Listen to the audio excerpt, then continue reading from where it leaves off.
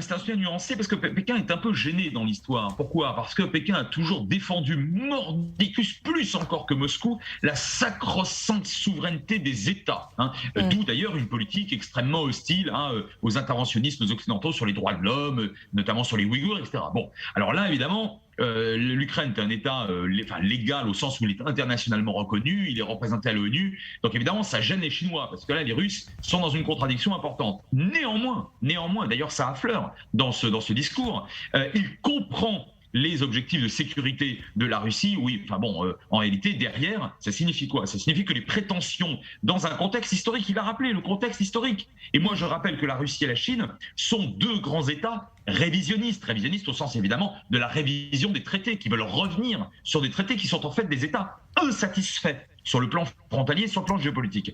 Et la Chine, sur quoi est-elle insatisfaite? Je vous le donne en mille, évidemment, sur Taïwan. Donc là, si les Chinois finissent par valider une opération, même en maugréant un peu, même de manière timide, mais finissent par valider une opération militaire illégale en droit international de la Russie sur l'Ukraine, c'est la porte ouverte à l'auto-légitimation pour Pékin d'une future intervention à Taïwan. Je vous laisse imaginer l'ampleur des conséquences et la gravité de futures crises dans l'Indo-Pacifique.